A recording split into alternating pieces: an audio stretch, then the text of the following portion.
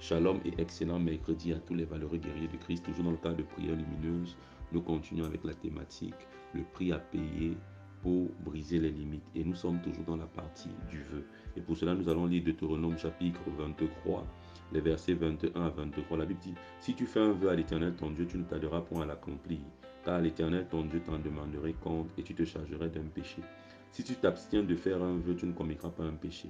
Mais tu observeras et tu accompliras ce qui sortira de tes lèvres. Par conséquent, les vœux que tu feras volontairement à l'Éternel ton Dieu et que ta bouche aura prononcé. Bien-aimé dans le Seigneur, la Bible est claire. Celui qui ne fait pas un vœu ne pêche pas, mais celui qui fait un vœu, s'il ne l'accomplit pas, pêche contre l'Éternel.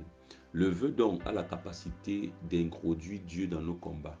Le vœu a la capacité de faire, d'amener Dieu à faire de nos combats ses combats. Le vœu a la capacité de faire descendre le règne de Dieu dans une vie et dans une famille. Voilà pourquoi Dieu, qui comprend le niveau de spiritualité de chaque homme, va laisser le libre arbitre à chaque homme de faire un vœu ou de ne pas faire de vœu. Et c'est ainsi donc que les hommes spirituels qui ont compris la puissance du vœu vont se précipiter à faire le vœu. Mais le danger est le suivant. Si tu fais un vœu et tu ne l'accomplis pas, tu pèches contre l'Éternel. Et souviens-toi, dans le livre d'Ésaïe, il est écrit que ce sont nos péchés qui mettent une barrière entre nous et le Seigneur. Donc lorsque tu fais un vœu pour que Dieu brise tes limites et tu ne l'accomplis pas, tu viens de pécher. Et ce péché peut encore également empêcher à Dieu de faire ce qu'il est appelé à faire. Voilà pourquoi nous disons toujours, le vœu est une arme, est une épée à double tranchant.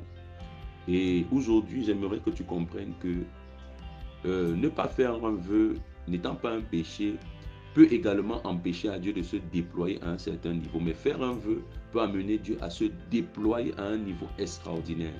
C'est ainsi que si tu veux être le premier à sortir d'une longue lignée de limitations sur le plan conjugal, le plan professionnel, le plan académique, le plan des déplacements internationaux, si tu veux être le pionnier dans ta génération, dans ta famille, tu ne peux pas faire sans vœu, tu ne peux pas conjuguer cela sans vœu. Voilà pourquoi la sagesse voudrait qu'avant de faire un vœu, tu essayes d'évaluer tes propres capacités, tes propres moyens, et alors tu peux faire ce vœu après avoir étudié et réfléchi longuement sur la question. Nous prions. Père éternel, nous sommes au devant de toi aujourd'hui parce que nous reconnaissons que nous sommes limités. Mais Père éternel, nous voulons dépasser ces limites. Nous voulons dépasser ces limites sur le plan financier, sur le plan matériel, sur le plan spirituel, sur le plan professionnel. Mais nous savons, oh Dieu, que si nous ne sommes pas liés par un engagement, tu ne te déploieras pas comme tu aimerais te déployer. Oh Dieu, nous sommes au devant de toi. S'il te plaît, inspire-nous à faire des vœux en cette saison. Des vœux qui nous permettront, oh Dieu, de te voir te mouvoir, te voir te déployer, te voir relâcher ta puissance, te voir faire descendre ton règne dans nos vies, nos familles, nos ministères, nos projets. Nous prions également, mon Père et mon Roi, afin qu'en ce jour, toi qui es le Dieu Tout-Puissant, visite-nous et fais-nous encore du bien. Merci Seigneur de le faire, que la gloire et l'honneur te reviennent. C'est au nom de Jésus-Christ que nous avons prié. Amen. Tu es hautement béni et que le Saint-Esprit nous conduise. Shalom.